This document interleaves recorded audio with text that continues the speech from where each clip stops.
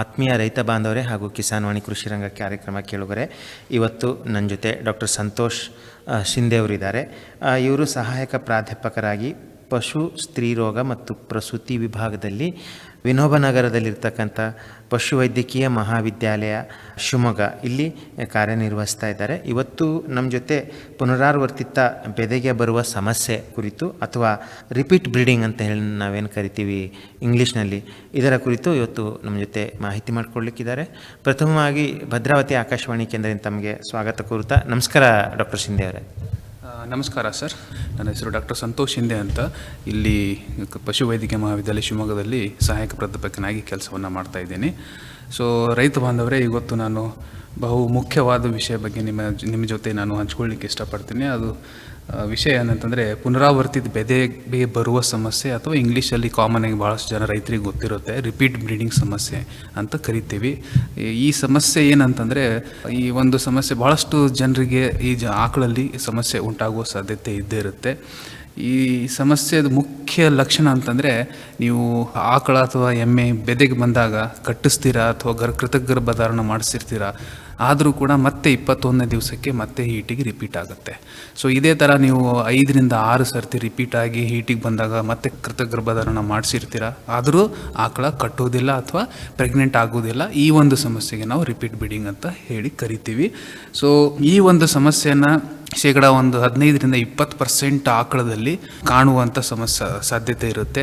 ಅತಿ ಹೆಚ್ಚವಾಗಿ ಮಿಶ್ರತಳಿ ಆಕಳಲ್ಲಿ, ಅದು ಜರ್ಸಿ ಮತ್ತು HF ಮಿಶ್ರತಳಿ ಆಕಳಲ್ಲಿ ಈ ಸಮಸ್ಯೆ ಹೆಚ್ಚಾಗಿ ಕಂಡುಬರುತ್ತೆ.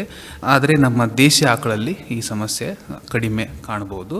ಈ ಒಂದು ಪ್ರಮುಖವಾಗಿ ನಾವು ಹೇಳೋದಾದರೆ, ಈ ಪುನರಾವರ್ತಿತ ಬೆದೆಗೆ ಬರುವ ಸಮಸ್ಯೆಗೆ ಅಥವಾ ರಿಪೀಟ್ ಬ್ರೀಡಿಂಗ್ ಅಂತ ನಾವು ಕರಿತೀವಿ ಸಮಸ್ಯೆ, ಈ ಸಮಸ್ಯೆಗೆ ಪ್ರಮುಖ ಕಾರಣಗಳು ಅಂತ ಏನು ಹೇಳ್ತೀರಾ ಸರ್? ಈ ಒಂದು ರಿಪೀಟ್ ಬ್ರೀಡಿಂಗ್ ಸಮಸ್ಯೆ ಆಕಳಲ್ಲಿ ಅಥವಾ ಎಮ್ಮೆಯಲ್ಲಿ ಆಗೋದಕ್ಕೆ ಬಹಳಷ್ಟು ಕಾರಣಗಳಿದ್ದಾವೆ, ಅಥವಾ ಈ ಒಂದು ಸಮಸ್ಯೆಗೆ ಬಹು ಕಾರಣಗಳು ಅಂತ ಹೇಳ್ಬೋದು. ಯಾಕಂತಂದರೆ ಈ ಒಂದು ಸಮಸ್ಯೆ ಮುಖ್ಯವಾಗಿ ನ್ಯೂಟ್ರಿಷನ್ ಅಥವಾ ಆಹಾರದ ಪೌಷ್ಟಿಕಾಂಶದ ಕೊರತೆಯಿಂದನೂ ಕೂಡ ಆಗುತ್ತೆ, ಅಥವಾ ಹಾರ್ಮೋನುಗಳ ಕೊರತೆಯಿಂದನೂ ಕೂಡ ಆಗುತ್ತೆ. ಜೊತೆಯಲ್ಲಿ ನಾವು ಯಾವ ಥರ ಆಕಳನ್ನು ಸಾಕಾಣಿಕೆ ಮಾಡ್ತೀವಿ ಅದ್ರ ಕೂಡ ಅದ್ರ ಮೇಲೆ ಡಿಪೆಂಡ್ ಆಗುತ್ತೆ. ಸೊ ಇದು ಒಂದು ಭಾಳಷ್ಟು ಕಾರಣಗಳಿದ್ದಾವೆ ಒಂದು ರಿಪೀಟ್ ಬ್ರೀಡಿಂಗ್ ಆಗಬೇಕು ಆಕಳಲ್ಲಿ ಅಂತಂದರೆ. ಸೊ ನಾವು ಕೆಲವೊಂದು ಕಾರಣಗಳ ಬಗ್ಗೆ ನಾನು ನಿಮ್ಮ ಜೊತೆ ಹೇಳಲಿಕ್ಕೆ ಇಷ್ಟಪಡ್ತೀನಿ. ಮುಖ್ಯವಾಗಿ ಯಾವುದೇ ಒಂದು ಆಕಳಲ್ಲಿ ಯಾವುದೇ ಒಂದು ಗರ್ಭ ಸಂಬಂಧಿತಕ್ಕಂಥ ಸಮಸ್ಯೆ ಆಗಬೇಕಂತಂದರೆ ಪೌಷ್ಟಿಕಾಂಶದ ಕೊರತೆಯಿಂದನೇ ಈ ಒಂದು ಸಮಸ್ಯೆ ಜಾಸ್ತಿ ಆಗುತ್ತೆ. ಸೊ ಎಲ್ಲ ರೈತ ಬಾಂಧವರು ಏನಂತಂದರೆ, ತಮ್ಮ ಆಕಳನ್ನು ಅಥವಾ ಎಮ್ಮೆಯನ್ನು ನೀವು ಆದಷ್ಟು ಹೆಚ್ಚಾಗಿ ಪೌಷ್ಟಿಕಾಂಶ ಇರ್ತಕ್ಕಂಥ ಆಹಾರನ ಕೊಡೋದ್ರಿಂದ ಖಂಡಿತವಾಗಲೂ ಈ ಸಮಸ್ಯೆನ ಕಡಿಮೆ ಮಾಡೋದು. ಉದಾಹರಣೆಗೆ, ನೀವು ಭಾಳಷ್ಟು ಜನ ಏನಂತಂದರೆ ಕೇವಲ ಒಣಮೇವು ಅಥವಾ ಹಸಿಮೇವನ್ನು ಅಷ್ಟೇ ಹಾಕ್ತೀವಿ, ಬಟ್ ಅದರಲ್ಲೂ ಕೂಡ ಯಾವ ಹಸಿಮೇವನ್ನು ಹಾಕಬೇಕು, ಯಾವ ಥರದ ಹಸಿಮೇವನ್ನು ಬೆಳೆಸ್ಕೊಳ್ಬೇಕು ಅದನ್ನು ಸ್ವಲ್ಪ ನೀವು ಅರ್ಥ ಮಾಡ್ಕೊಳ್ಳೇಬೇಕು. ನೀವು ಹಸಿಮೇವು ಅಂತಂದರೆ ಅದರಲ್ಲಿ ಏಕದಳ ಮತ್ತು ದ್ವಿದಳ ಮೇವು ಅಂತ ಬರುತ್ತೆ. ಸೊ ಅದರಲ್ಲಿ ಏಕದಳದಲ್ಲಿ ಭಾಳಷ್ಟು ಉದಾಹರಣೆಗಳಿದಾವೆ. ಎಕ್ಸಾಂಪಲ್ಲು ಹೈಬ್ರಿಡ್ ನೇಪಿಯರ್ ಅಂತ ಬರುತ್ತೆ. ಅದು ಮುಖ್ಯವಾಗಿ ಏಕದಳದಲ್ಲಿ ಭಾಳಷ್ಟು ಜನ ರೈತರು ಹೈಬ್ರಿಡ್ ನೇಪಿಯರ್ ವೆರೈಟಿನ ಹಾಕ್ಕೊಳ್ತಾರೆ. ಜೊತೆಯಲ್ಲಿ ನಾವು ಏಕದಳ ಜೊತೆ ದ್ವಿದಳ ಮೇವನ್ನು ಕೂಡ ನಮ್ಮ ರಾಸುಗಳಿಗೆ ಹಾಕಿದರೆ ಒಳ್ಳೆಯದು. ಉದಾಹರಣೆಗೆ ಕುದುರೆ ಮೆಂತೆ ಅಂತ ಬರುತ್ತೆ, ಸ್ಟೈಲೋಸ್ಯಾಂಥಸ್ ಹುಲ್ಲಂತ ಬರುತ್ತೆ. ಸೊ ಇವೆಲ್ಲ ಬಹುವಾರ್ಷಿಕ ಮೇವಿನ ಬೆಳೆಗಳು. ಸೊ ಇವು ಎರಡು ಮೇವನ್ನು ನೀವು ಹಾಕ್ಕೊಂಡು ನಿಮ್ಮ ದನಗಳಿಗೆ ತಿನ್ನಿಸೋದ್ರಿಂದ ಅತಿ ಹೆಚ್ಚು ಪೌಷ್ಟಿಕಾಂಶ ಇರ್ತಕ್ಕಂಥ ಆಹಾರನ ಕೊಡೋ ಹಾಗೆ ಆಗುತ್ತೆ. ಜೊತೆಯಲ್ಲಿ ದಾಣಿ ಮಿಶ್ರಣ ಕೂಡ ನೀವು ಖಂಡಿತವಾಗಲೂ ದಿವಸ ನೀವು ನಿಮ್ಮ ಆಕಳಿಗೆ ಹಾಕಿದರೆ ಒಳ್ಳೆಯದು. ಜೊತೆಯಲ್ಲಿ ಇದು ಒಂದು ಕಾರಣ ಅಂತ ಹೇಳ್ಬೋದು, ನೀವು ಕರೆಕ್ಟಾಗಿ ಪೌಷ್ಟಿಕಾಂಶ ಕೊಡಲಿಲ್ಲ ಅಂತಂದರೆ. ಜೊತೆಯಲ್ಲಿ ಮಾರ್ಕೆಟಲ್ಲಿ ಭಾಳಷ್ಟು ಖನಿಜ ಮಿಶ್ರಣ ಅಥವಾ ಮಿನರಲ್ ಮಿಕ್ಸ್ಚರ್ ಪೌಡರ್ ಅಂತ ಕರಿತೀವಿ, ಇದನ್ನು ಕೂಡ ನೀವು ಮಾರ್ಕೆಟ್ನಿಂದ ಖರೀದಿ ಮಾಡಿಕೊಂಡು ನಿಮ್ಮ ಆಕಳ ಅಥವಾ ನುಚ್ಚಲ್ಲಿ ಒಂದು 30 ಗ್ರಾಮ್ನಷ್ಟು ನೀವು ಮಿಕ್ಸ್ ಮಾಡಿ ಡೈಲಿ ಕೊಟ್ಟರು ಕೂಡ ಈ ಒಂದು ಲವಣ ಕೊರತೆಯಿಂದ ಆಗುವಂಥ ಸಮಸ್ಯೆಗಳನ್ನು ಕೂಡ ಕಡಿಮೆ ಮಾಡ್ಬೋದು. ಮಾರ್ಕೆಟಲ್ಲಿ ಅವೈಲೇಬಲ್ ಇರ್ತಕ್ಕಂಥ ಪ್ರಾಡಕ್ಟ್ಸ್ ಅಂತಂದರೆ ಅಗ್ರಿಮಿನ್ ಫೋರ್ಟ್ ಅಂತ ಬರುತ್ತೆ, VM ಆಲ್ ಅಂತ ಬರುತ್ತೆ. ಸೊ ಈ ಥರದ್ದು ಭಾಳಷ್ಟು ಮಾರ್ಕೆಟಲ್ಲಿ ಇದ್ದಾವೆ ಮಿನರಲ್ ಮಿಕ್ಸ್ಚರ್ಗಳು. ಅಪೌಷ್ಟಿಕತೆಯಿಂದನೂ ಈ ಸಮಸ್ಯೆ ಬರೋ ಸಾಧ್ಯತೆ ಇರುತ್ತೆ. ಅದ ನಂತರ ಎರಡನೇದಾಗಿ ಮುಖ್ಯವಾದ ಕಾರಣ ಏನಂತಂದರೆ, ಈಗ ನಾವು ಹಸು ಹೀಟಿಗೆ ಬಂದಾಗ ಅಥವಾ ಬೆದೆಗೆ ಬಂದಾಗ ನಾವು ಕೃತಕ ಗರ್ಭಧಾರಣೆ ಮಾಡಿಸ್ಲಿಕ್ಕೆ ಕರ್ಕೊಂಡು ಹೋಗಿರ್ತೀವಿ. ಸೊ ಆ ಸಮಯದಲ್ಲಿ ನಾವು ಯಾವ ಸಮಯಕ್ಕೆ ಕೃತಕ ಗರ್ಭಧಾರಣೆ ಮಾಡಿಸ್ಬೇಕು ಅಥವಾ ಬೆದೆಗೆ ಬಂದ ನಂತರ ಎಷ್ಟು ಗಂಟೆಯ ನಂತರ ನೀವು ಕೃತಕ ಗರ್ಭಧಾರಣೆ ಮಾಡಿಸ್ಬೇಕು, ಇದ್ರ ಬಗ್ಗೆ ನಿಮಗೆ ರೈತರಿಗೆ ಮಾಹಿತಿ ಇದ್ದರೆ ಒಳ್ಳೆಯದು. ಯಾಕಂತಂದರೆ ಭಾಳಷ್ಟು ಜನ ರೈತರು ಏನು ಮಾಡ್ತಾರೆ, ಹಸು ಯಾವಾಗ ಹೀಟಿಗೆ ಬಂದಿ ಅಂತ ಅವ್ರಿಗೆ ಗೊತ್ತಿರೋದಿಲ್ಲ, ಯಾವಾಗ ಲಕ್ಷಣಗಳು ಕಾಣಿಸ್ತಾ ಇರುತ್ತೆ ಅವಾಗ ತಕ್ಷಣ ಆಸ್ಪತ್ರೆಗೆ ಕರ್ಕೊಂಡು ಹೋಗಿ ಕೃತಕ ಗರ್ಭಧಾರಣೆ ಮಾಡಿಸಿರ್ತಾರೆ. ಆ ರೀತಿ ಮಾಡೋದ್ರಿಂದ ಒಂದು ಪ್ರೆಗ್ನೆಂಟ್ ಆಗುವ ಸಾಧ್ಯತೆ ಕಡಿಮೆ ಆಗುತ್ತೆ. ಹಾಗಾಗಿ ನಾನು ಹೇಳೋದೇನಂತಂದರೆ, ಈ ಒಂದು ಕಟ್ಟುವಂಥ ಸಾಧ್ಯತೆ ಜಾಸ್ತಿ ಮಾಡಬೇಕಂತಂದರೆ ಎಲ್ಲ ರೈತ ಬಾಂಧವರು ಬೆದೆಗೆ ಬಂದಿರತಕ್ಕಂಥ ಲಕ್ಷಣಗಳನ್ನು ಕರೆಕ್ಟಾಗಿ ನೋಡಬೇಕು. ಅದರಲ್ಲಿ ಈ ಕೆಲವೊಮ್ಮೆ ಆಕಳುಗಳೇನಂತಂದರೆ ಹೀಟಿಗೆ ಬಂದ ನಂತರ ಯಾವ ಆಕಳ ಹೀಟಿಗೆ ಬಂದಿರುತ್ತಲ್ಲ ಆ ಆಕಳ ಬೇರೆ ಆಕಳ ಮೇಲೆ ಹಾರಲಿಕ್ಕೆ ಟ್ರೈ ಮಾಡುತ್ತೆ. ಸೊ ಆ ಒಂದು ಲಕ್ಷಣಗಳು ಏನಾದರೂ ನೀವು ಕಾಣ್ತಾ ಇದ್ದೀರ ಅಂತಂದರೆ ಅದು ಈ ಬೆದೆ ಲಕ್ಷಣಗಳು ಈಗ ಸ್ಟಾರ್ಟ್ ಆಗಿದೆ ಅಂತ ಅರ್ಥ. ಸೊ ಆ ಸಮಯದಲ್ಲಿ ನೀವು ಕರ್ಕೊಂಡು ಹೋದರೆ ಅಥವಾ ಕೃತಕ ಗರ್ಭಧಾರಣೆ ಮಾಡಿಸೋದ್ರಿಂದ ಈ ಕಟ್ಟುವ ಸಾಧ್ಯತೆ ಸ್ವಲ್ಪ ಕಡಿಮೆ ಆಗುತ್ತದೆ. ಸೊ ನೀವು ಯಾವಾಗ ಕೃತಕ ಗರ್ಭಧಾರಣೆ ಮಾಡಿಸ್ಬೇಕಂತಂದರೆ, ಯಾವ ಆಕಳು ಹೀಟಿಗೆ ಬಂದಿರುತ್ತಲ್ಲ ಆ ಆಕಳು ಬೇರೆ ಆಕಳನ್ನು ತನ್ನ ಮೇಲೆ ಹಾರಲಿಕ್ಕೆ ಅವಕಾಶ ಮಾಡಿಕೊಟ್ಟಾಗ ಅದಕ್ಕೆ ನಾವು ಇಂಗ್ಲೀಷಲ್ಲಿ ಸ್ಟ್ಯಾಂಡಿಂಗ್ ಹೀಟ್ ಅಂತ ಕರಿತೀವಿ. ಆ ಒಂದು ಲಕ್ಷಣಗಳನ್ನು ನೀವೇನಾದರೂ ಕಾಣ್ತಾ ಇದ್ದೀರಾ ಅಂತಂದರೆ ಖಂಡಿತವಾಗಲೂ ಇದಕ್ಕೆ ಸೂಕ್ತ ಸಮಯ. ನೀವು ಈ ಸಮಯದಲ್ಲಿ ನೀವು ಕೃತಕ ಗರ್ಭಧಾರಣೆ ಮಾಡಿಸಿದರೆ ಆ ಆಕಳು ಪ್ರೆಗ್ನೆಂಟ್ ಅಥವಾ ಕಟ್ಟುವ ಸಾಧ್ಯತೆ ಜಾಸ್ತಿ ಇರುತ್ತೆ. ಸೊ ಈ ಒಂದು ಮ್ಯಾನೇಜ್ಮೆಂಟಲ್ ಪ್ರಾಕ್ಟೀಸ್ ಅಂತ ಹೇಳ್ತೀವಿ. ಇದು ಒಂದು ಲಕ್ಷಣಗಳನ್ನ ನೋಡಿದ್ರಿಂದ ಕೂಡ ಆಕಳು ಕಟ್ಟುವ ಸಾಧ್ಯತೆ ಜಾಸ್ತಿ ಆಗುತ್ತೆ. ಇದು ಒಂದು ಕರೆಕ್ಟಾಗಿ ನೀವು ಪಾಲನೆ ಮಾಡಬೇಕು. ಇದು ಈ ಪುನರಾವರ್ತಿತ ಬೆದೆಗೆ ಬರುವ ಸಮಸ್ಯೆಗಳು ಆಕಳಲ್ಲಿ ಜಾಸ್ತಿನಾ ಇಲ್ಲ ಎಮ್ಮೆಯಲ್ಲಿ ಜಾಸ್ತಿನಾ? ಇದರ ಪ್ರಮಾಣ ಯಾವ ರೀತಿ ಅಂತ ಹೇಳ್ತೀರಾ? ಈ ಸಮಸ್ಯೆ ಹೆಚ್ಚಾಗಿ ಆಕಳಲ್ಲಿ ಜಾಸ್ತಿ ಕಂಡು ಬರುತ್ತೆ. ನಾನು ಫಸ್ಟಿಗೆ ಹೇಳಿದ್ದೀನಿ ನಿಮಗೆ, ಮಿಶ್ರತಳಿ ಆಕಳಲ್ಲಿ ಜಾಸ್ತಿ ಇರುತ್ತೆ. ಜರ್ಸಿ ಮತ್ತು HF ಮಿಶ್ರತಳಿಯಲ್ಲಿ ಜಾಸ್ತಿ ಇರುತ್ತೆ. ಎಮ್ಮಿಯಲ್ಲಿ ಕಡಿಮೆ ಅಂತ ಹೇಳ್ಬೋದು, ಆದರೆ ಆಕಳಲ್ಲಿ ಜಾಸ್ತಿ ಕಂಡು ಬರುತ್ತದೆ. ಜೊತೆಗೆ ಈಗ ಕುರಿ ಮತ್ತು ಆಡುಗಳಲ್ಲಿ ಬಂದರೆ, ಕುರಿ ಆಡಲ್ಲಿ ಈ ಸಮಸ್ಯೆ ಭಾಳ ಕಡಿಮೆ. ಯಾಕೆಂತಂದರೆ ಹೆಣ್ಣು ಕುರಿ ಮತ್ತು ಗಂಡು ಕುರಿ ಜೊತೆನೇ ಕಟ್ಟಿರ್ತೀವಿ. ಸೊ ಅದರಿಂದ ಏನಂತಂದರೆ ಒಂದು ಫೆರಾಮೋನ್ಸ್ ರಿಲೀಸ್ ಆಗೋದ್ರಿಂದ ಕುರಿ ಹೀಟಿಗೆ ಬಂದಾಗ ಅಲ್ಲಿಂದ ಅಲ್ಲೇ ನ್ಯಾಚುರಲ್ ಕ್ರಾಸಿಂಗ್ ಆಗುತ್ತೆ. ನಾವು ಯಾವ ಥರದ ಕೃತಕ ಗರ್ಭಧಾರಣೆ ಉಪಯೋಗಿಸೋದಿಲ್ಲ. ಸೊ ಅದರಿಂದ ಅವು ಸಮಸ್ಯೆ ಕಡಿಮೆ ಇದೆ ಅಂತ ಹೇಳ್ಬೋದು. ಆದರೆ ಇವು ಸಮಸ್ಯೆ ಹೆಚ್ಚಾಗಿ ಕಂಡುಬರೋದು ಆಕಳಲ್ಲಿ, ಅದರಲ್ಲಿ ಮಿಶ್ರತಳಿ ಆಕಳಲ್ಲಿ ಜಾಸ್ತಿ ಕಂಡುಬರುತ್ತದೆ. ಮತ್ತು ನಾವು ಮುನ್ನೆಚ್ಚರಿಕೆ ಕ್ರಮವಾಗಿ ಏನು ಒಂದು ಕ್ರಮಗಳನ್ನ ನಾವು ತೆಗೆದುಕೊಳ್ಬೋದು ಅಂತ ಹೇಳ್ತೀರಾ? ಈ ಒಂದು ಸಮಸ್ಯೆಗೆ ನೀವು ಈ ಸಮಸ್ಯೆನ ಕಡಿಮೆ ಮಾಡಬೇಕು ಅಥವಾ ಈ ಸಮಸ್ಯೆ ಇರಲೇಬಾರ್ದು ಅಂತಂದರೆ, ಯಾಕಂದರೆ ಇದಕ್ಕಿಂತ ಮುಂಚೆ ನಾನು ನಿಮಗೆ ಈ ಒಂದು ಸಮಸ್ಯೆನ ತಡೆಗಟ್ಟೋಕ್ಕಿಂತ ಮುಂಚೆ ಇದರಿಂದ ಆಗುವಂಥ ಆರ್ಥಿಕ ನಷ್ಟ ನಾನು ನಿಮಗೆ ಹೇಳಲಿಕ್ಕೆ ಇಷ್ಟಪಡ್ತೇನೆ. ಯಾಕಂತಂದರೆ ನಿಮಗೆಲ್ಲ ರೈತ ಬಾಂಧವರಿಗೆ ಗೊತ್ತಿರ್ಬೋದು, ಒಂದು ಹೀಟ್ ಏನಾದರೂ ಸ್ಕಿಪ್ ಆಯಿತು ಅಥವಾ ಆಕಳ ಕದ್ದೆ ಇದ್ದಲ್ಲಿ ಮತ್ತೆ 21 ದಿವಸ ನಂತರ ಮತ್ತೆ ಆಕಳ ಹೀಟಿಗೆ ಬರುತ್ತೆ. ಆ ಒಂದು 21 ದಿವಸ ನೀವು ನಿಮ್ಮ ಆಕಳಿಗೆ ಎಕ್ಸ್ಟ್ರಾ ಆಹಾರ ಕೊಡಬೇಕಾಗತ್ತೆ, ಹಿಂಡಿ ಕೊಡಬೇಕಾಗತ್ತೆ.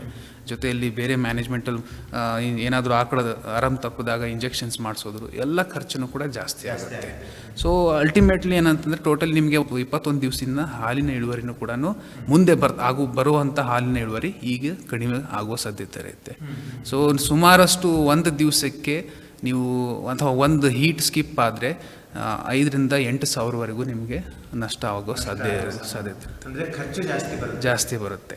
ಸೊ ಹಾಗಾಗಿ ನೀವು ಈ ಒಂದು ಸಮಸ್ಯೆಯನ್ನು ಬಂದಾಗ ಆದಷ್ಟು ಬೇಗ ನಿಮ್ಮ ಹತ್ತಿರದಲ್ಲಿರ್ತಕ್ಕಂಥ ಪಶುವೈದ್ಯರನ್ನ ಸಂಪರ್ಕಿಸಿ ಅದನ್ನು ಯಾವುದು ಸಮಸ್ಯೆ ಇದೆ ಅದನ್ನು ಕಂಡು ಹಿಡ್ಕೊಂಡು ಅದಕ್ಕೆ ಸೂಕ್ತವಾದ ಚಿಕಿತ್ಸೆ ನೀಡಿದರೆ ಒಳ್ಳೆಯದು. ಅದರ ಜೊತೆಯಲ್ಲಿ ನೀವು ರೈತ ಬಾಂಧವರು ನಿಮ್ಮ ಮನೆಯಲ್ಲಿ ಯಾವ ಥರ ನೀವು ಏನೇನು ಕ್ರಮಗಳನ್ನ ತಗೊಳ್ಬೇಕು ನಾನು ಹೇಳ್ತೀನಿ. ಮೊದಲನೇದಾಗಿ ನಾನು ಹೇಳಿದ್ದು ಪೌಷ್ಟಿಕ ಆಹಾರನ ಕೊಡೋದು.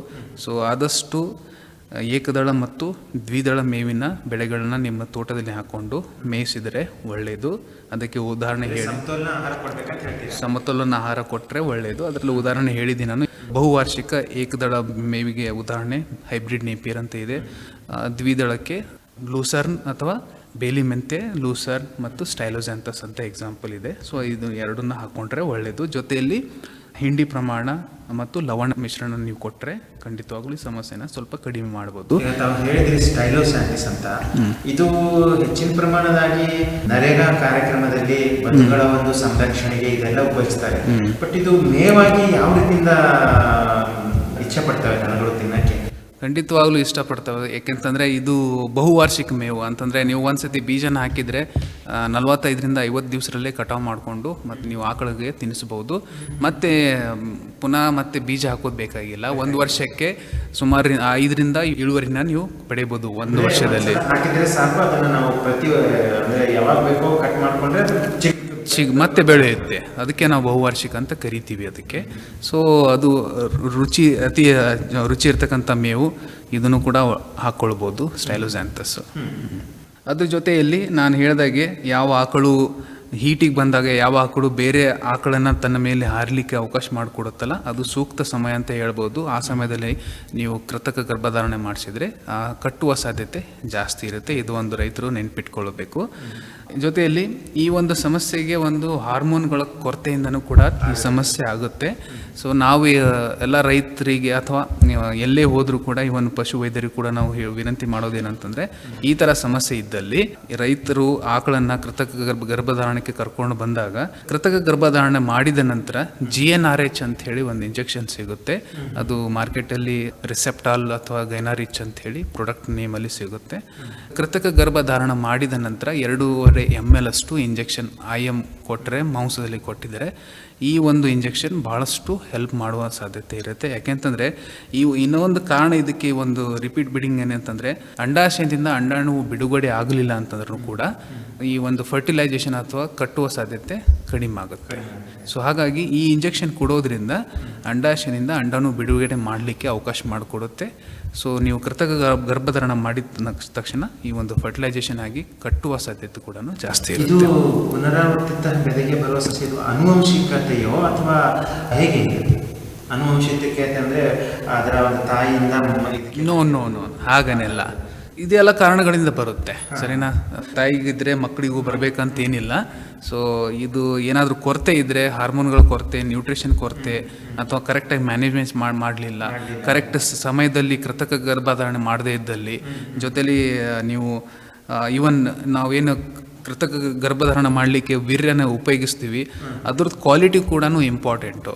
ಯಾಕಂದರೆ ನಾವು ಅದು ಕ್ವಾಲಿಟಿ ಅಂತಂದರೆ ಅಟ್ಲೀಸ್ಟ್ ಅದನ್ನು ಚೆಕ್ ಮಾಡಿದಾಗ ನಿಯರ್ಲಿ 40% 40% ಅಷ್ಟು ಮೊಟಿಲಿಟಿ ಅಂತ ಹೇಳ್ತೀವಿ, ವೀರ್ಯಗಳ ಮೊಟಿಲಿಟಿ ಇರಬೇಕಂತ ಹೇಳ್ತೀವಿ. ಅದು ಅಷ್ಟು ಇರಲಿಲ್ಲ ಅಂದರೆ ಖಂಡಿತವಾಗಲೂ ನೀವು ಕೃತಕ ಗರ್ಭಧಾರಣೆ ಮಾಡಿದಾಗ ಕಟ್ಟುವ ಸಾಧ್ಯತೆ ಕಡಿಮೆ ಇರುತ್ತೆ. ಸೊ ಅದನ್ನು ಕೂಡ ನೀವು ಅದು ರೈತರು ಅದು ಮಾಡೋದಿಲ್ಲ. ಬಟ್ ಆದರೆ ಯಾರು ಪಶು ಆಸ್ಪತ್ರೆಯಲ್ಲಿ ವೈದ್ಯರು ಇರ್ತಾರೆ ಅದನ್ನು ರೆಗ್ಯುಲರ್ ಚೆಕ್ ಮಾಡ್ಕೋತಾ ಇದ್ದರೆ ಈ ಒಂದು ಸಮಸ್ಯೆನ ಕಡಿಮೆ ಮಾಡ್ಬೋದು. ಸೊ ಇವೆಲ್ಲ ಸ್ವಲ್ಪ ಕೆಲವೊಂದು ಮ್ಯಾನೇಜ್ಮೆಂಟಲ್ ಪ್ರಾಕ್ಟೀಸಸ್ ಇದ್ದಾವೆ, ಇದನ್ನು ಕೂಡ ಮಾಡ್ಕೊಂಡಿದ್ರೆ ಒಳ್ಳೆಯದು. ಮನೆಯ ಮಟ್ಟದಲ್ಲಿ ಈಗ ಖರ್ಚಿಲ್ಲದೆ, ಈಗ ತಾವು ಹೇಳಿದ್ರಿ ಸುಮಾರು ಮಾರ್ಕೆಟಿನಲ್ಲಿ ಕೂಡ ಇಂಜೆಕ್ಷನ್ಗಳು ಸಿಗ್ತವೆ, ಔಷಧಿಗಳು ಸಿಗ್ತವೆ, ಇದು ಹೇಳಿದಿರಿ ಬೇರೆ ಬೇರೆ ಅವರ ಒಂದು ಬ್ರ್ಯಾಂಡ್ ಹೆಸರುಗಳಲ್ಲಿ. ಆದರೆ ಮನೆಯ ಮಟ್ಟದಲ್ಲಿ ರೈತರು ಒಂದು 5-6 ಹಸುಗಳನ್ನು 5-6 ಆಕಳುಗಳನ್ನು ಕಟ್ಕೊಂಡಿರ್ತಾರೆ. ಅವರು ಈಗ ಮನೆ ಮಟ್ಟದಲ್ಲಿ ಯಾವ ರೀತಿಯಿಂದ ಇದು ತಡೆಗಟ್ಟುವ ಒಂದು ಕ್ರಮಗಳನ್ನ ಅನುಸರಿಸ್ಬೇಕಂತ ಹೇಳ್ತೀರಾ? ಸರ್, ಈ ಒಂದು ಸಮಸ್ಯೆಗೆ ಮನೆಯಲ್ಲಿ ಅಂತಂದರೆ ಮುಖ್ಯವಾಗಿ ಪೌಷ್ಟಿಕಾಂಶ ಇರ್ತಕ್ಕಂಥ ಆಹಾರನ ನೀವು ಕೊಡೋದ್ರಿಂದ ಇದು ಒಂದು ಮ್ಯಾನೇಜ್ಮೆಂಟ್ ಅಂತ ಹೇಳ್ಬೋದು. ಅದು ಬಿಟ್ಟರೆ ನಾನು ಹೇಳಿದೆ ನಿಮಗೆ, ಇದಕ್ಕೆ ಮುಖ್ಯವಾದ ಕಾರಣ ಒಂದು ನ್ಯೂಟ್ರಿಷನ್ನು, ಎರಡನೇದು ಹಾರ್ಮೋನ್ಗಳ ಕೊರತೆ. ಇನ್ನೂ ಒಂದು ಸಮಸ್ಯೆ, ಅದು ರೈತರಿಗೆ ಗೊತ್ತಾಗೋದು ಕಷ್ಟ. ಏನಂತಂದರೆ ನಾವು ಗರ್ಭಕೋಶದಲ್ಲಿ ಸೋಂಕಾಗುವ ಸಾಧ್ಯತೆ ಇರುತ್ತೆ. ಸೊ ಸೋಂಕಾದಾಗ ನೀವು ಯಾವುದೇ ಎಷ್ಟೇ ಒಂದು ಸತಿ ಕೃತಕ ಗರ್ಭಧಾರಣೆ ಮಾಡಿದರೆ ಕಟ್ಟೋದೇ ಸಾಧ್ಯತೆ ಇರೋಲ್ಲ. ಯಾಕಂದರೆ ತಕ್ಷಣ ವೀರ್ಯಗಳು ಗರ್ಭಕೋಶ ಹೋಗಿದ ತಕ್ಷಣ ಎಲ್ಲ ವೀರ್ಯಗಳು ಸತ್ತು ಹೋಗುತ್ತೆ ಸೋಂಕು ಇರೋದ್ರಿಂದ. ಸೊ ಈ ಒಂದು ಸಮಸ್ಯೆನ ಯಾವಾಗ ಆಕಳ ಹೀಟಿಗೆ ಬರುತ್ತೆ ಅಥವಾ ಬೆದೆಗೆ ಬರುತ್ತೆ, ಯೋನಿ ದ್ವಾರದಿಂದ ಡಿಸ್ಚಾರ್ಜ್ ಬರುತ್ತಾ ಇರುತ್ತೆ. ಆ ಯೋನಿ ಡಿಸ್ಚಾರ್ಜು ನಾವೇನಂತೀವಿ ನೀರು ಇದ್ದಂಗೆ ಇರಬೇಕು ಅಥವಾ ಎಣ್ಣೆ ಇದ್ದಂಗೆ ಇರಬೇಕು, ಅದರಲ್ಲಿ ಏನು ಯಾವುದೇ ಥರದ್ದು ಮಿಕ್ಸ್ಚರ್ ಅಥವಾ ಕಿವ ಇರಬಾರ್ದು ಅಂತ ಹೇಳ್ತೀವಿ. ಅದನ್ನು ಏನಾದರೂ ನೀವು ಆ ಡಿಸ್ಚಾರ್ಜಲ್ಲಿ ಕಿವ ಥರದ ಏನಾದರೂ ವೈಟ್ ಫ್ಲೇಕ್ಸ್ ಏನಾದರೂ ಕಾಣಿಸ್ತಾ ಇದೆ ಅಂತಂದರೆ ಖಂಡಿತವಾಗ್ಲೂ ಅದು ನಿಮಗೆ ಏನು ತೋರಿಸುತ್ತಂತಂದರೆ ಗರ್ಭಕೋಶದಲ್ಲಿ ಸೋಂಕಾಗಿದೆ ಅಂತ ಅರ್ಥ ಅದಕ್ಕೆ. ಸೊ ಇಂಥ ಸಮಯದಲ್ಲಿ ನೀವು ಆ ಹೀಟಲ್ಲಿ ಕೃತಕ ಗರ್ಭಧಾರಣೆ ಮಾಡುವ ಬದಲು ಗರ್ಭವನ್ನು ತೊಳಿಸಿದರೆ, ಅದಕ್ಕೆ ತೊಳಿಸಿದೆ ಅಂತ ಹೇಳ್ತೀವಿ, ಅದನ್ನು ಗರ್ಭಕೋಶದಲ್ಲಿ ನಾವು ಆ್ಯಂಟಿಬಯೋಟಿಕ್ಸು ಅಥವಾ ಪೌಡರ್ ಸಿಗುತ್ತೆ, ಲಿಕ್ವಿಡ್ ಸಿಗುತ್ತೆ, ಅದನ್ನು ಹಾಕೋದ್ರಿಂದ 2ರಿಂದ 3 ದಿವಸವರೆಗೂ ಇದನ್ನು ರಿಪೀಟ್ ಮಾಡಬೇಕು. ಸೊ ಮಾಡೋದ್ರಿಂದ ಗರ್ಭಕೋಶದಲ್ಲಿ ಇರ್ತಕ್ಕಂಥ ಸೋಂಕನ್ನು ಕಡಿಮೆ ಮಾಡ್ಬೋದು. ಜೊತೆಯಲ್ಲಿ ನೆಕ್ಸ್ಟ್ ಹೀಟಿಗೆ ಬಂದಾಗ ಆ ಒಂದು ಸಮಸ್ಯೆ ಕಡಿಮೆ ಆಗುತ್ತೆ. ಆವಾಗ ನೀವು ಕೃತಕ ಗರ್ಭಧಾರಣೆ ಮಾಡಿಸೋದ್ರಿಂದ ಕಟ್ಟುವ ಸಾಧ್ಯತೆ ಕೂಡ ಜಾಸ್ತಿ ಆಗುತ್ತೆ. ಅಲ್ಲ, ಇದು ಈಗ ಏನು ಕೇವಲ ಇದು ಆಕಳಿನಲ್ಲಿ ಇರ್ತಕ್ಕಂಥ ಒಂದು ಸಮಸ್ಯೆನಾ ಅಥವಾ ವೀರ್ಯದಿಂದ ಕೂಡ ಈ ತರದ್ದು, ಅಂದ್ರೆ ಅದು ಮೊಟಿಲಿಟಿ ನೀವು ಹೇಳಿದ್ರಿ ಈಗ ಇಷ್ಟು ಪ್ರಮಾಣ ಮೊಟಿಲಿಟಿ ಇರಬೇಕು, ಬಟ್ ವೀರ್ಯದಿಂದ ಏನಾದರೂ ವೀಕ್ನೆಸ್ ಅಂತಂದ್ರೆ ಅದರಲ್ಲಿ ಶಕ್ತಿ ರಹಿತ ವೀರ್ಯದಿಂದ ಕೂಡ ಇದು ಈ ಸಮಸ್ಯೆ ಆಗಬಹುದಾ? ಖಂಡಿತವಾಗ್ಲೂ ಬರ್ಬೋದು ಸರ್. ಯಾಕಂತಂದ್ರೆ ನಾವು ಮುಖ್ಯವಾಗಿ 2 ಅಂಶ ನಮಗೆ ಇಂಪಾರ್ಟೆಂಟ್, ಒಂದು ಅಂಡಾಣು, ಇನ್ನೊಂದು ವೀರ್ಯ. 2 ಕ್ವಾಲಿಟಿನೂ ಇಂಪಾರ್ಟೆಂಟ್ ನಮಗೆ. ಈ ಕಡೆ ವೀರ್ಯ ಕ್ವಾಲಿಟಿ ಚೆನ್ನಾಗಿದೆ, ಅಂಡಾಣು ಚೆನ್ನಾಗಿಲ್ಲ ಅಥವಾ ಅಂಡಾಣು ಬಿಡುಗಡೆನೇ ಆಗ್ತಾ ಇಲ್ಲ ಅಂತಂದ್ರೆ ಖಂಡಿತವಾಗ್ಲೂ ಫರ್ಟಿಲೈಸೇಷನ್ ಆಗೋದಿಲ್ಲ ಮತ್ತು ಕಟ್ಟೋದಿಲ್ಲ ಆಕಳ. ಈ ಥರ ಈಗ ಅಪೋಸಿಟ್ ವೇಯಲ್ಲಿ ಅಂಡನೂ ಚೆನ್ನಾಗಿದೆ, ವೀರ್ಯ ಚೆನ್ನಾಗಿರಲಿಲ್ಲ ಅಂತಂದರೆ, ಕ್ವಾಲಿಟಿ ಚೆನ್ನಾಗಿರಲಿಲ್ಲ ಅಂದರೆ ಕಟ್ಟೋದಿಲ್ಲ. ಸೊ ಹಾಗಾಗಿ ವೀರ್ಯ ಕ್ವಾಲಿಟಿನೂ ಕೂಡ ಇಂಪಾರ್ಟೆಂಟ್ ಆಗುತ್ತೆ. ಕ್ವಾಲಿಟಿ ಅಂದರೆ ನಾನು ಹೇಳಿದೆ ನಿಮಗೆ, ಈ ಒಂದು ವೀರ್ಯನ ತೆಗೆದಾಗ ಅದ್ರ ಚೆಕ್ ಮಾಡಿದರೆ ಪೋಸ್ಟ್ ಥಾ ಮೊಟಿಲಿಟಿ ಅಂತ ಕರಿತೀವಿ. ಅದು ಅಟ್ಲೀಸ್ಟ್ 40% ಇರಬೇಕು ಮಿನಿಮಮ್. ಅಷ್ಟು ಪರ್ಸೆಂಟೇಜ್ ಇದ್ದರೆ ಆ ಕ್ವಾಲಿಟಿ ಚೆನ್ನಾಗಿದೆ ಅಂತ ಅರ್ಥ. ಆದರೆ ಏನಾದರೂ ಕ್ವಾಲಿಟಿ 20%, 30% ಅಷ್ಟೇ ತೋರಿಸ್ತಾ ಇದೆ ಅಂತಂದರೆ ಆ ವೀರ್ಯ ಕ್ವಾಲಿಟಿ ಕಡಿಮೆ ಆಗಿದೆ. ಸೊ ಇದನ್ನು ನೀವು ಕೃತಕ ಗರ್ಭಧಾರಣೆಗೋಸ್ಕರ ಉಪಯೋಗಿಸ್ಕೊಂಡ್ರೆ ಕಟ್ಟುವ ಸಾಧ್ಯತೆನೂ ಕೂಡ ಕಡಿಮೆ ಆಗೋದು ಅಂತ ಹೇಳ್ಬೋದು. ಸಾಮಾನ್ಯವಾಗಿ ಕೃತಕ ಗರ್ಭಧಾರಣೆಗೆ ಕೆಲವೊಂದು ಸಂಘ ಸಂಸ್ಥೆಗಳಿಂದ ಕೂಡ ಮಾಡ್ತಾರೆ, ಆಮೇಲೆ ಸರ್ಕಾರಿ ಒಂದು ಆಸ್ಪತ್ರೆಯಿಂದ ಕೂಡ ಮಾಡ್ತಾರೆ. ಸೊ ಇದು ಎಲ್ಲನೂ ಮೊದಲೇ ಈ ಮಾನದಂಡಗಳನ್ನೆಲ್ಲ ಸರಿ ಇದೆ ಅಂತ ಹೇಳಿನೇ ಮಾಡ್ತಾರಾ ಅಥವಾ ಹೇಗೆ ಸರ್? ಖಂಡಿತವಾಗ್ಲೂ ಭಾಳಷ್ಟು ಆಸ್ಪತ್ರೆಯಲ್ಲಿ ಯಾರು ಅದನ್ನು ಲಿಕ್ವಿಡ್ ನೈಟ್ರೋಜನ್ ಟ್ಯಾಂಕಲ್ಲಿ ವೀರ್ಯನ ಸ್ಟ್ರಾಕ್ಗಳನ್ನ ಸ್ಟೋರ್ ಮಾಡಿ ಇಟ್ಟಿರ್ತಾರೆ, ಅವರು ರೆಗ್ಯುಲರ್ ಚೆಕಪ್ ಮಾಡ್ತಾ ಇರ್ತಾರೆ. ಆದರೂ ಕೂಡ ಯಾರು ಇದನ್ನು ಚೆಕಪ್ ಮಾಡೋದಿಲ್ಲ, ರೆಗ್ಯುಲರ್ ಕ್ವಾಲಿಟಿ ಚೆಕ್ ಮಾಡೋದಿಲ್ಲ. ಸೊ ಎಲ್ಲರೂ ತಮ್ಮ ಆಸ್ಪತ್ರೆಯಲ್ಲಿ ಇದನ್ನು ಚೆಕ್ ಮಾಡಿಸಿದ್ರೆ ಖಂಡಿತವಾಗ್ಲೂ ವೀರ್ಯದ ಕ್ವಾಲಿಟಿ ಗೊತ್ತಾಗುತ್ತೆ. ನಂತರ ಈ ಸಮಸ್ಯೆನೂ ಕೂಡ ಕಡಿಮೆ ಮಾಡ್ಬೋದು ಅಂತ ಹೇಳಕ್ಕೆ ಇಷ್ಟಪಡ್ತೇನೆ. ಸಾರಾಂಶ ರೂಪದಲ್ಲಿ ಕೊನೆಯದಾಗಿ ಏನು ಹೇಳೋಕ್ಕೆ ಇಷ್ಟಪಡ್ತೀರಾ ನಮ್ಮ ರೈತ ಬಾಂಧವರಿಗೆ, ಹೈನು ರಾಸು ದಾರಿಗೆ, ಅದರಲ್ಲಿ ವಿಶೇಷವಾಗಿ ಆಕಳು ಯಾರು ಸಾಕ್ತಾರೆ ಅವರಿಗೆ? ಎಲ್ಲ ರೈತ ಬಾಂಧವರಿಗೆ ನಾನು ಹೇಳೋದೇನಂತಂದರೆ, ಈ ಒಂದು ಆಕಳ ಮತ್ತು ಎಮ್ಮೆಗಳಲ್ಲಿ ಈ ರಿಪೀಟ್ ಬ್ರೀಡಿಂಗ್ ಸಮಸ್ಯೆ ಇದ್ದೇ ಇರುತ್ತೆ ಮತ್ತು ಅದರ ಒಂದು ಜೀವನ ಕಾಲದಲ್ಲಿ ಈ ಸಮಸ್ಯೆ ಬರೋ ಸಾಧ್ಯತೆ ಇದ್ದೇ ಇರುತ್ತೆ. ಹಾಗಾಗಿ ಈ ಒಂದು ಸಮಸ್ಯೆ ಬಂದಾಗ ಭಾಳಷ್ಟು ಜನ ಏನು ಮಾಡ್ತಾರೆ, 2 ಅಥವಾ 3ನೇ ಬೆದೆಗೆ ಬಂದಾಗ ಕಟ್ಟಲಿಲ್ಲ ಅಂತಂದರೆ ಅದೇ ಥರ ಬಿಟ್ಬಿಡ್ತಾರೆ. ಅದಕ್ಕೆ ನಿರ್ಲಕ್ಷ್ಯ ಮಾಡಿ ಸೂಕ್ತವಾದ ಕ್ರಮ ಅಥವಾ ಚಿಕಿತ್ಸೆಯನ್ನು ಮಾಡಿಸೋದಿಲ್ಲ.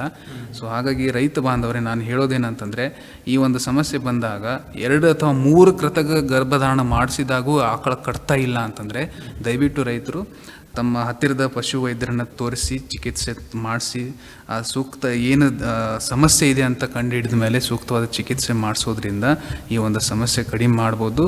ಜೊತೆಯಲ್ಲಿ ನೀವು ಈ ಒಂದು ಸಮಸ್ಯೆನ ಬರದೇಬಾರ್ದಂತಂದರೆ ನೀವು ಪೌಷ್ಟಿಕಾಂಶ ಆಹಾರ ಕೊಡೋದ್ರಿಂದ ಮತ್ತು ಆಕಳ ಹೀಟಿಗೆ ಬಂದಾಗ ಯಾವ ಥರ ಲಕ್ಷಣಗಳಿರುತ್ತೆ, ಯಾವಾಗ ಕೃತಕ ಗರ್ಭಧಾರಣೆ ಮಾಡಿಸ್ಬೇಕು, ಸೊ ಈ ಯಾವ್ಯಾವ ಹುಲ್ಲುಗಳನ್ನು ನೀವು ತಿನ್ನಿಸ್ಬೋದು ಮತ್ತು ಎಷ್ಟು ಪ್ರಮಾಣ ಲವಣ ಮಿಶ್ರಣ ಹಾಕಬೇಕು, ಸೊ ಇವೆಲ್ಲ ನೀವು ಗಮನದಲ್ಲಿ ಇಟ್ಟು ನಿಮ್ಮ ಆಕಳಿಗೆ ತಿನ್ನಿಸೋದ್ರಿಂದ ಖಂಡಿತವಾಗಲೂ ಈ ಸಮಸ್ಯೆಗಳನ್ನು ಕಡಿಮೆ ಮಾಡುವ ಅಂತ ಹೇಳಕ್ಕೆ ಇಷ್ಟಪಡ್ತೇನೆ. ರೈತ ಬಾಂಧವರೇ, ಇದು ಆಗಿತ್ತು ಡಾಕ್ಟರ್ ಸಂತೋಷ್ ಶಿಂದೆ ಅವರ ಒಂದು ಮಾಹಿತಿ. ಪುನರಾವರ್ತಿತ ಬೆದೆಗೆ ಬರುವ ಸಮಸ್ಯೆ ಮತ್ತು ನಾವೇನಂತ ಕರಿತೀವಿ ರಿಪೀಟ್ ಬ್ರೀಡಿಂಗ್ ಅಂತಂತ ಸಮಸ್ಯೆ ಏನಂತ ನಾವು ಕರಿತೀವಿ ಇಂಗ್ಲೀಷ್ನಲ್ಲಿ, ಇದರ ಕುರಿತು ಸವಿಸ್ತಾರವಾದ ಒಂದು ವಿವರಣೆಯನ್ನು ಇವರು ನೀಡಿದ್ದಾರೆ. ನಿಮಗೆ ಹೆಚ್ಚಿನ ಮಾಹಿತಿ ಇದರ ಬಗ್ಗೆ ಅಥವಾ ಈ ಕುರಿತು ಏನಾದರೂ ಬೇಕಾದಲ್ಲಿ ಇವರ ದೂರವಾಣಿ ಸಂಖ್ಯೆಯನ್ನು ತಾವು ಸಂಪರ್ಕಿಸಬಹುದು. ಡಾಕ್ಟರ್ ಸಂತೋಷ್ ಶಿಂದೆ, ನಿಮ್ಮ ದೂರವಾಣಿ ಸಂಖ್ಯೆಯನ್ನು ಕೊಡಿ. ನನ್ನ ದೂರವಾಣಿ ಸಂಖ್ಯೆ 8791177090. ಸೊ ಈ ವಿಷಯದ ಸಂಬಂಧಪಟ್ಟಂತೆ ಏನಾದರೂ ಸಮಸ್ಯೆ ಅಥವಾ ಏನಾದರೂ ಪ್ರಶ್ನೆಗಳಿದ್ದರೆ ದಯವಿಟ್ಟು ಈ ನಂಬರಿಗೆ ಸಂಪರ್ಕಿಸಿ. ಜೊತೆಯಲ್ಲಿ ನಿಮ್ಮ ಆಕಳಿಗೆ ಈ ಥರದ ಏನಾದರೂ ಸಮಸ್ಯೆ ಇದ್ದರೆ ಪಶು ವೈದ್ಯಕೀಯ ಮಹಾವಿದ್ಯಾಲಯ ಶಿವಮೊಗ್ಗಕ್ಕೆ ಕರ್ಕೊಂಡು ಬಂದರೆ ನಾವು ಸೂಕ್ತವಾದ ಚಿಕಿತ್ಸೆ ಮಾಡಿ ಅದಕ್ಕೆ ಸೂಕ್ತವಾದ ಟ್ರೀಟ್ಮೆಂಟ್ ಕೂಡ ಮಾಡ್ತೀವಿ. ಭದ್ರಾವತಿ ಆಕಾಶವಾಣಿ FM ಕೇಂದ್ರದಿಂದ ತಮಗೆ ಮತ್ತೊಮ್ಮೆ ಧನ್ಯವಾದಗಳನ್ನು ಅರ್ಪಿಸುತ್ತಾ ನಮಸ್ಕಾರ ಡಾಕ್ಟರ್ ಸಂಜಯ್. ನಮಸ್ಕಾರ ಸರ್.